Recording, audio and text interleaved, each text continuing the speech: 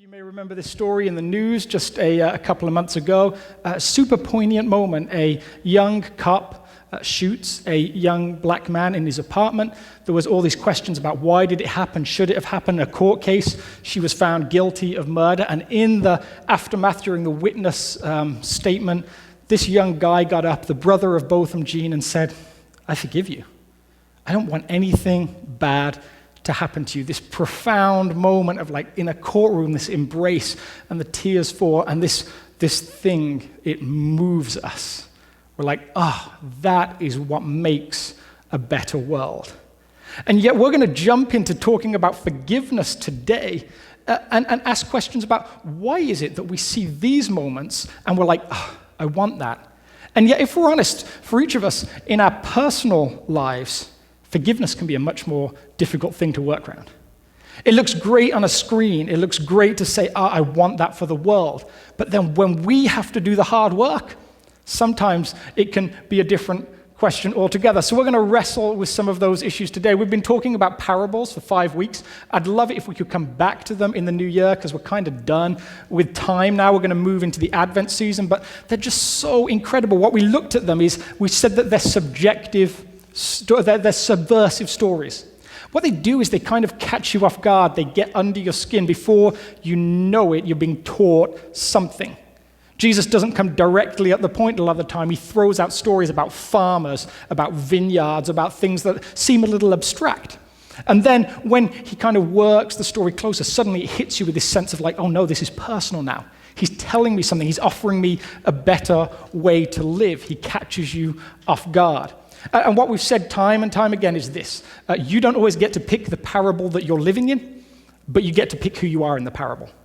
We looked at the story of the Good Samaritan, a guy lying on the side of the street, half dead, and 3 people walk up to him, 2 walk past, 1 helps him. You get to make that choice. I get to make that choice. Who do I want to be in that parable? We get to make those decisions. Today we're going to look at a parable where Jesus actually, for once, he's going to come at it in a little more of a direct manner.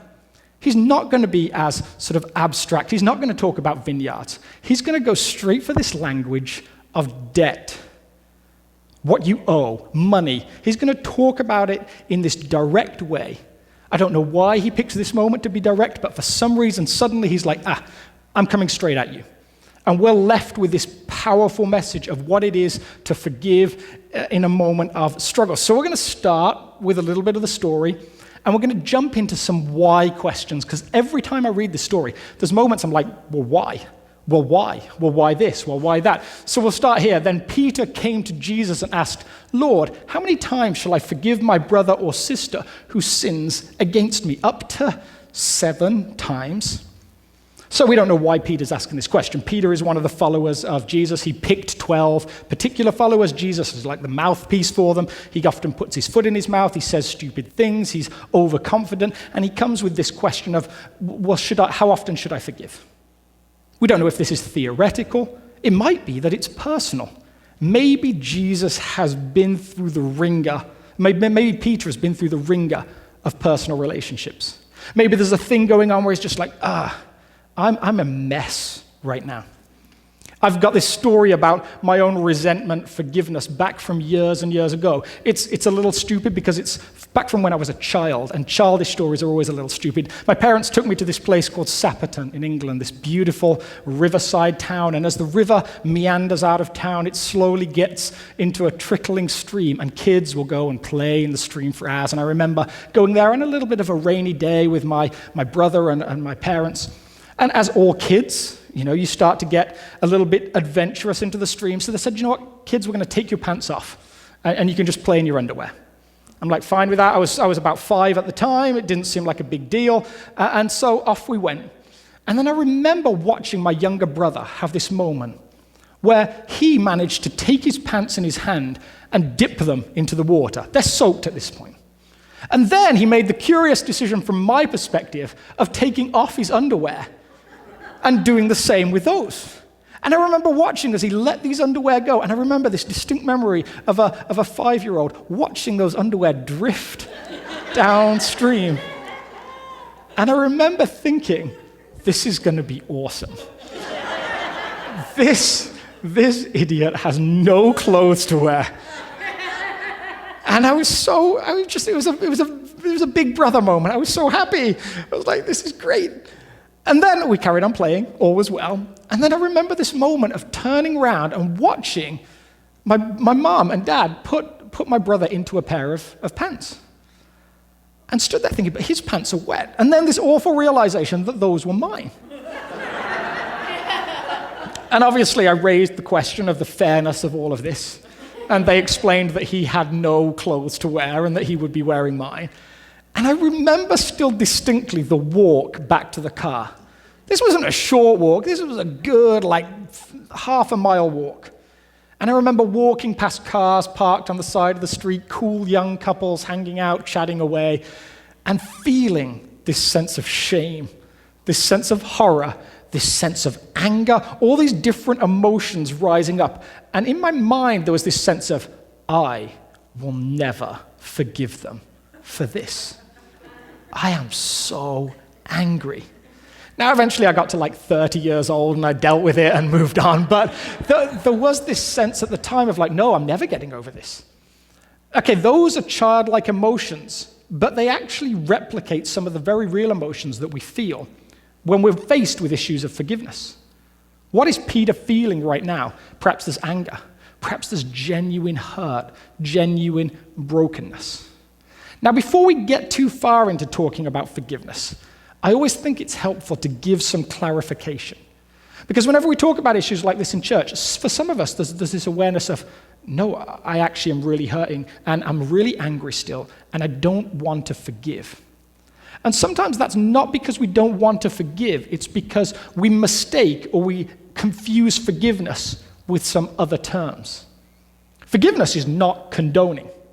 Forgiveness is not saying what was done is okay. Forgiveness isn't the absence of justice. There might still be a court case. There might still be a legal process to work through, and that's okay. Forgiveness is not saying, do you know what, I'm not going to learn the lesson. They may never get to move back into the house. There may be consequences to what happened that go way, way, way beyond this moment. Forgiveness is not all of those things. Forgiveness is dealing with this sense, as we're going to look at, of this personal need for vengeance. And for some reason, Peter comes to Jesus with this question and says, how many times should I forgive? To Peter, this is a mathematical equation. Peter thinks of forgiveness as being about math. How many times, Jesus? How many times do I have to say it's okay? It's mathematical and it's transactional. How many times do I have to forgive? Now, this is really kind of interesting if you're a theology nerd like me, because Peter probably thinks he's rocking some really progressive math. I know some of you are teachers, and some of you love Common Core, and some of you hate Common Core, but there's this whole sense of, does math even mean what it used to mean anymore? It's can 2 + 2 equal fish now? It seems a little odd, but there's this sense of, for Peter, he thinks he's being generous.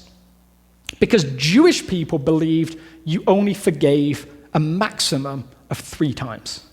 Now, the reason for this is kind of weird. We're going to get back into some Old Testament stuff here, but back in this book, Amos right here, it's a prophet from way, way, way, way back. These are the words. The words of Amos, one of the shepherds of Tekoa, the vision he saw concerning Israel 2 years before the earthquake when Uzziah, the king of Judah, and Jeroboam, son of Joash, was king of Israel. All historical detail. You don't need to worry about that if you don't want to.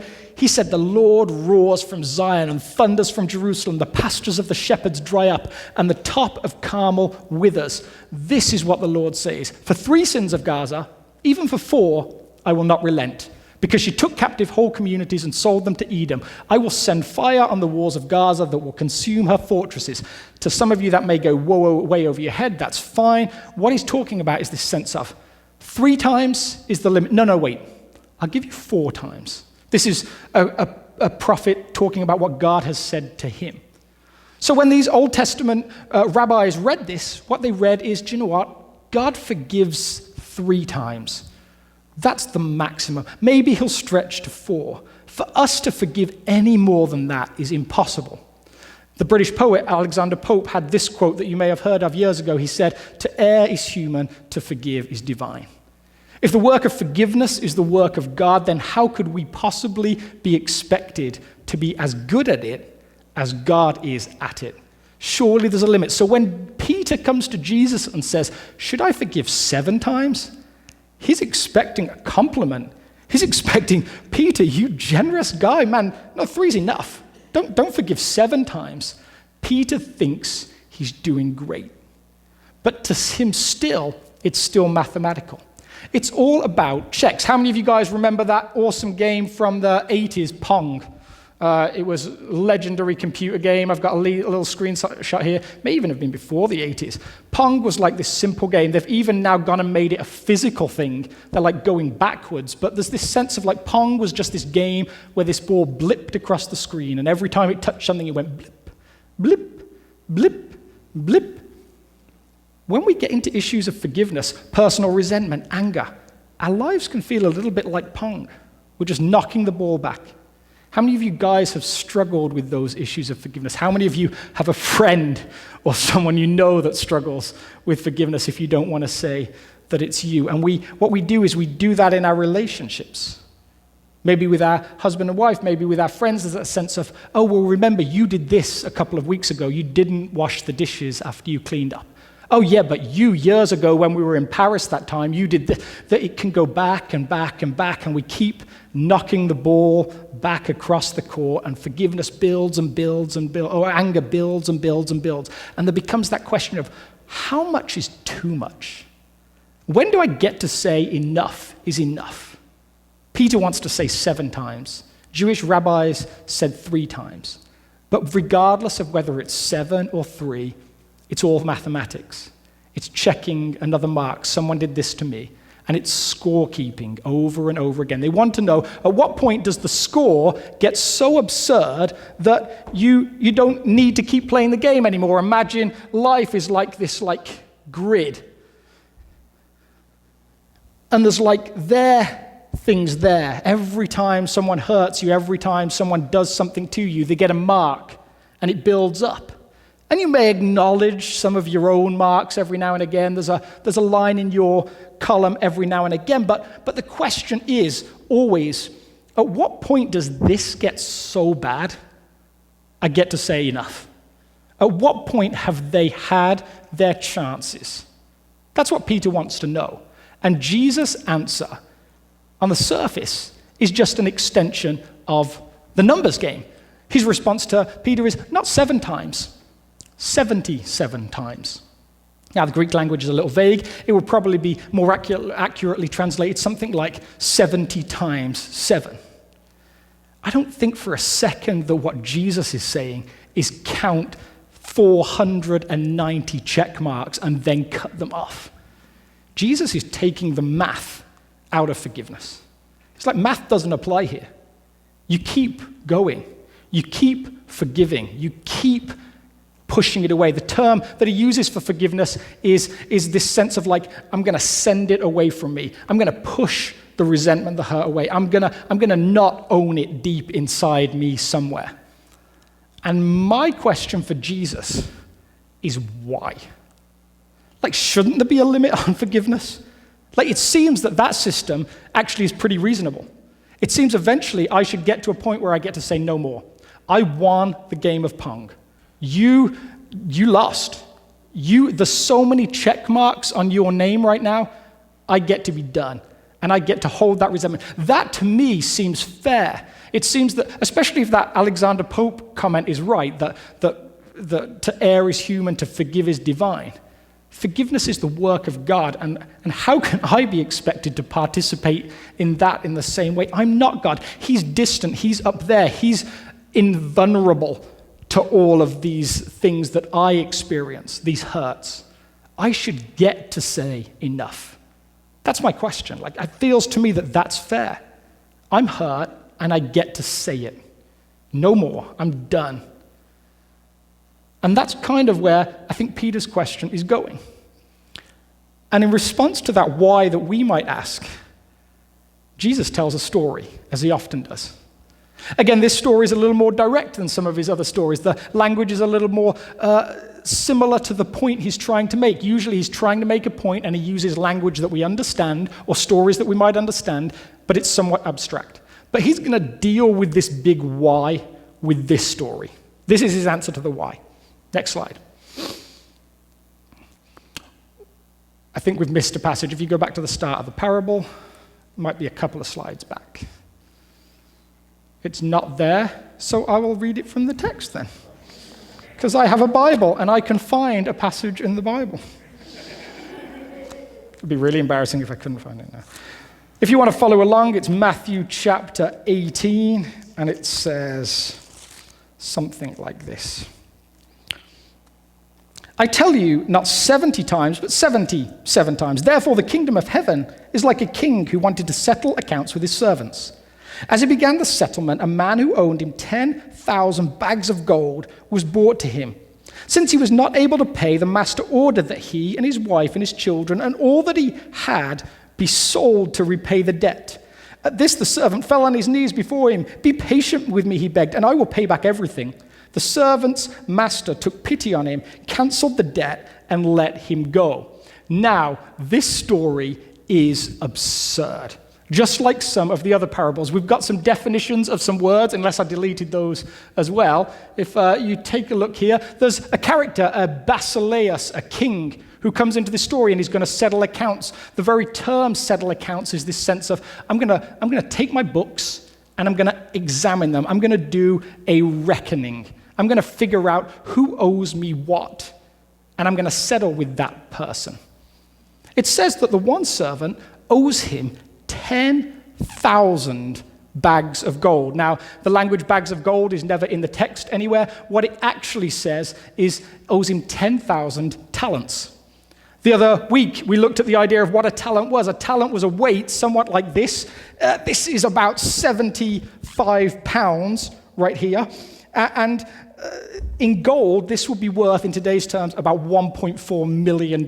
So somehow this servant has built up a debt of 10,000 times $1.4 million. My education was bad enough that I actually can't do that sum. If anyone can give me an answer, it's like 1.4 to the power of 10 or something. It goes on and on and on. It's numbers beyond my comprehension.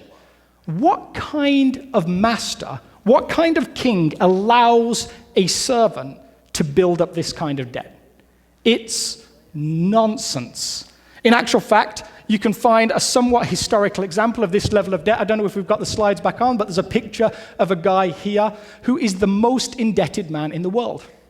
He owes personally that's a scuba diver, he's not that guy.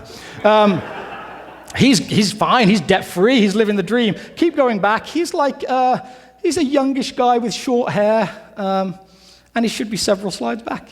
His name is Francois something. And he, during the financial crisis, lost a ton of money working for a bank in France. When they figured out his debt to that bank, the judge said, you owe $6.4 billion. They put him in jail for 3 years, and they said, when you get out of jail, you have to begin working to pay off the debt. Now, what kind of job can this guy get that will pay off a $6.4 billion debt? Even if he works for another 50 years, there is no way that he can pay that off. And bizarrely, his debt is like 10 times more than the fine that Lehman Brothers or any of the banks got. Don't get me off on the rabbit trail of big banking and all that kind of thing. But this sense of like, he's going to pay it back is nonsense. When this king in this story we just read takes a servant and says, throw him in jail until he pays back everything he owes, he can never pay off that debt. The story is meant to push you to the ultimate extreme. This guy owes so much, he will be paying it for the rest of his life. It's the same way that when someone goes to jail for something awful, we say life plus another 100 years. It's to ensure that they never get out, and this guy will be paying it forever. And then in this incredible moment, this guy begs for mercy. Don't throw me in jail. Don't throw my wife and kids in jail. Don't. I will pay it off somehow. And for some reason that's not clear, other than his own goodness, the king says, okay, I'm gonna close the book. We've been keeping score.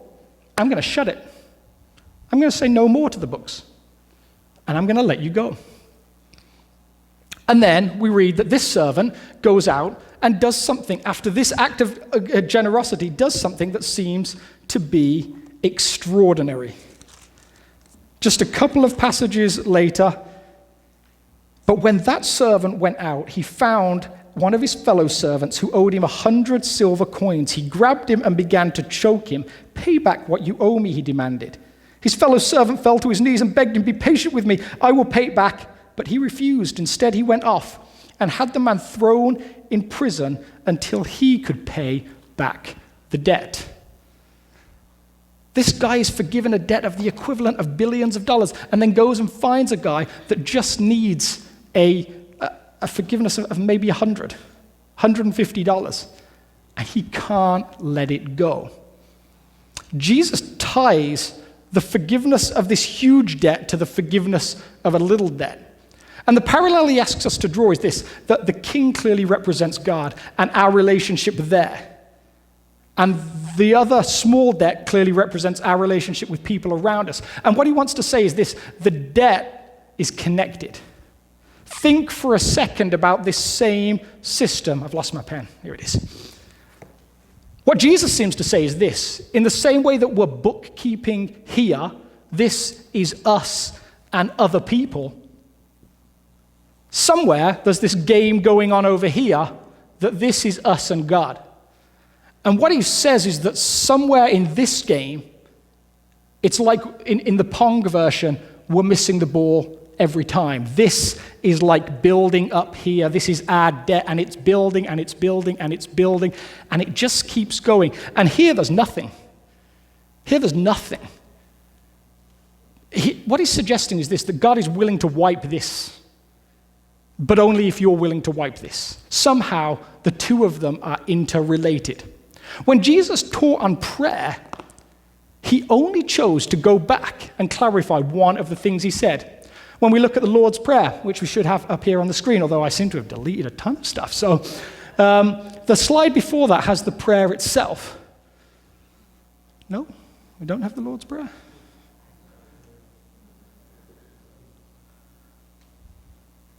Our Father, who art in heaven, hallowed be your name. Your kingdom come, your will be done on earth as it is in heaven. Give us today our daily bread, and forgive us our debts as we forgive those who are debtors to us.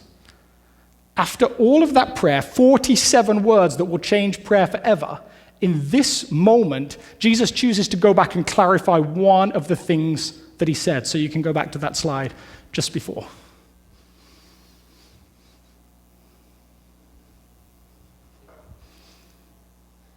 Not that one. For if you forgive other people when they sin against you, your heavenly Father will also forgive you. But if you do not forgive others their sins, your Father will not forgive your sins. Out of everything that he said, that's the thing he chooses to go back and clarify. That's the thing that he chooses to go back and emphasize. If you don't do this over here, this thing over here isn't happening. And that's his answer to the why we must forgive question. If you want this forgiveness, this is somewhat contingent. But to me, that only pushes the why question further down the road. Why is it contingent? Why should it be contingent?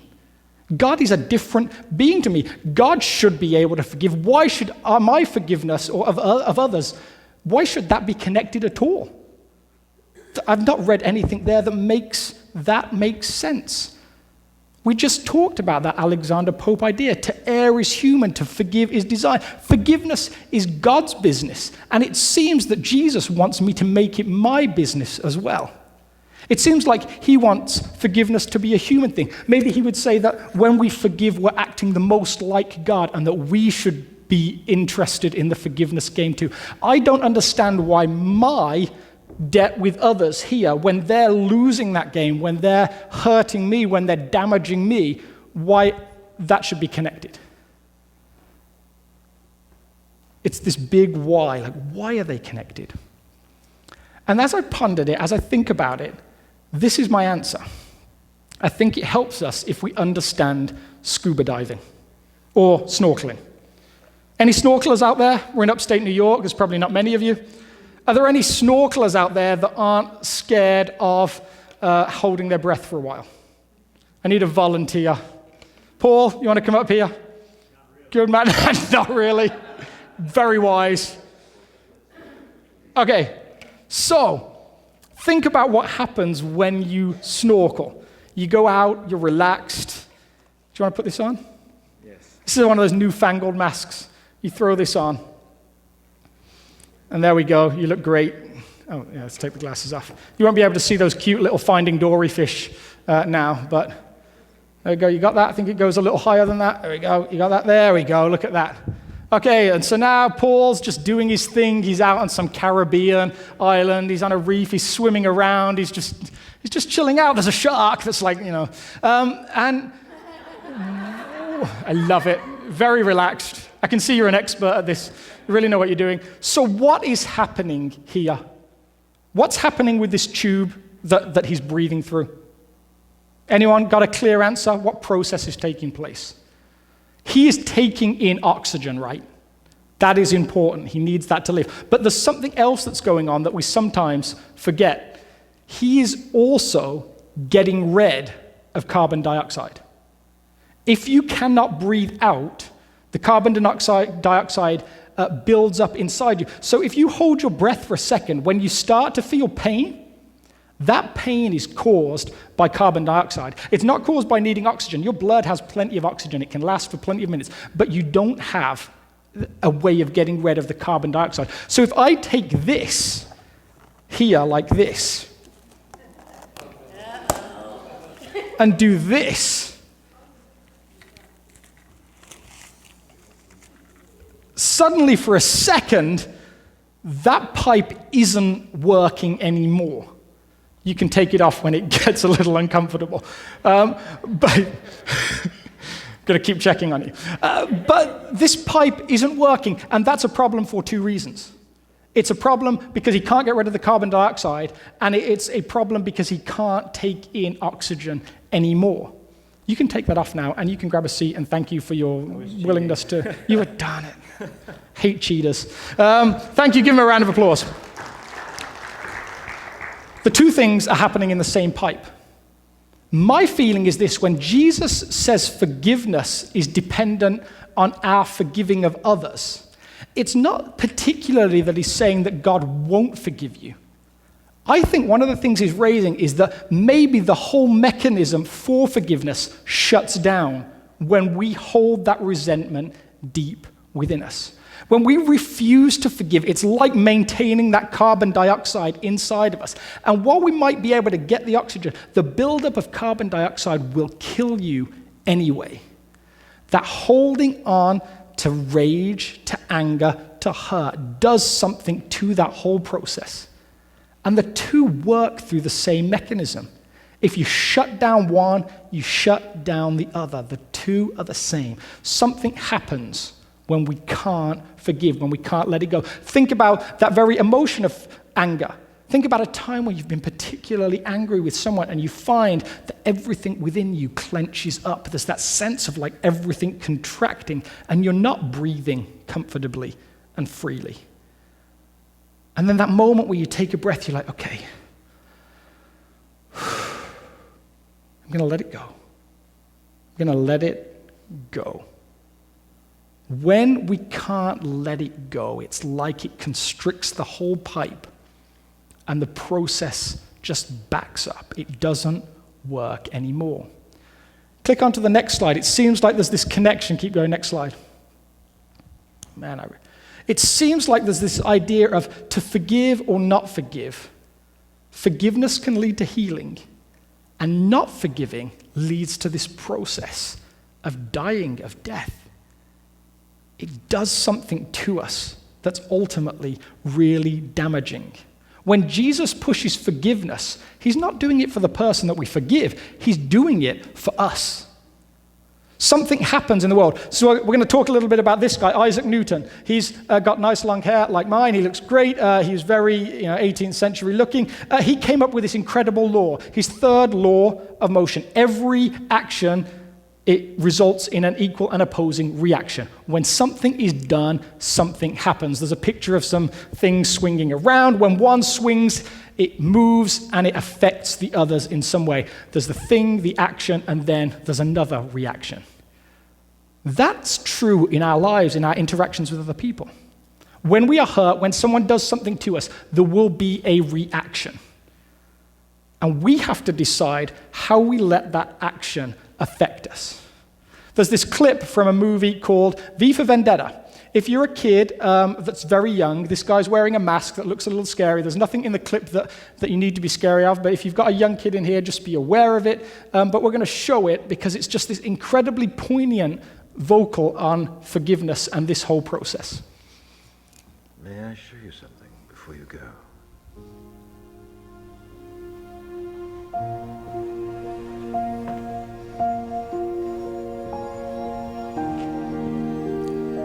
She was real. Yes. She's beautiful. Did you know her? No. She wrote the letter just before she died, and I delivered it to you as it had been delivered to me. Then it really happened, didn't it? Yes. You in the cell next to her. And that's what this is all about. You're getting back at them for what they did to her. And to you. What was done to me created me. It's a basic principle of the universe that every action will create an equal and opposing reaction. Is that how you see it? Like an equation? What was done to me was monstrous. And they created a monster.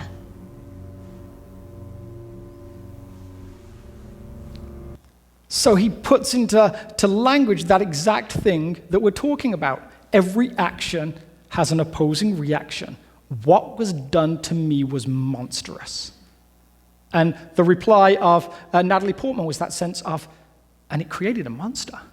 She sees that working out in him. She sees this whole process. He's become, in the story, a terrorist, an anarchist, and it's all happening because of what was done to him. But she sees the monster appearing in him. This seems to be what Jesus is talking about in that whole anti-mathematical thing. When Peter wants to make forgiveness about math, what Jesus seems to say is that in the end will destroy you. It will turn you into that thing that you don't want to be. So let's have a look about how Jesus deals with hurt and that sense of resentment that can occur. Let's see how he deals with that process. What happens when something monstrous is done to him? This is his response to a group of people that have just crucified him. Next slide. 2 other men, both criminals, were led out with him to be executed. When they came to the place called the Skull, they crucified him there along with the criminals, one on his right, the other on his left. Jesus said, "Father, forgive them, for they do not know what they are doing." And they divided up his clothes by casting lots.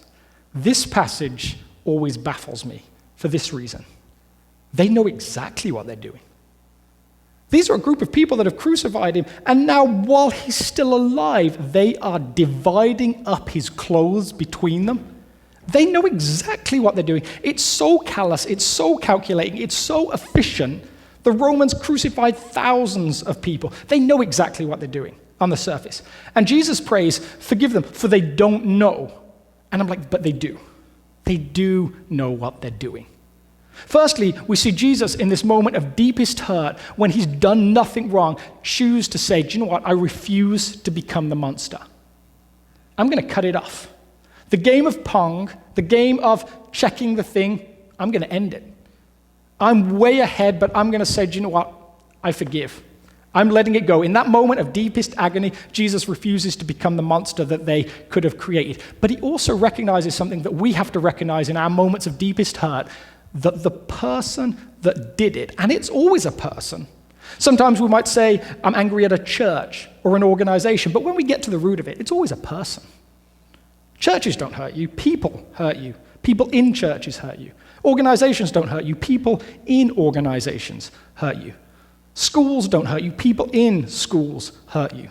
Companies don't hurt you, people in companies hurt you. When we come down to it, it's always a person.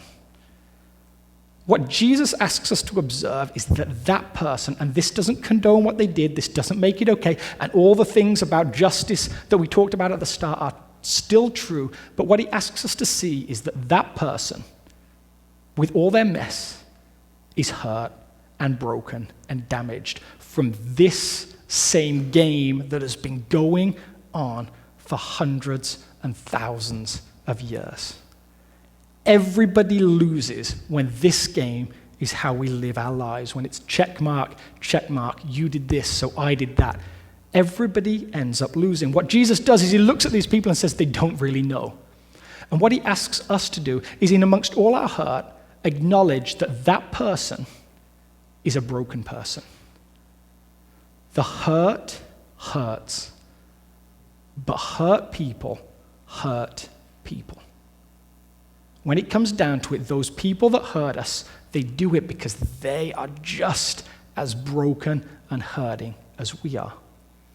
Doesn't excuse it, doesn't make it okay, doesn't mean they get to move back in, doesn't mean the relationship will go back to what it was before. You may never do business with them again.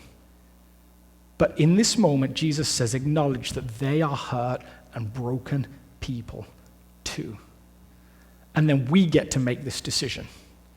Do we keep the game going, or do we choose to close it off? Let's look at the last passage. Next slide. This is the end of the parable. When the other servants saw what had happened, they were outraged and went and told their master everything that had happened.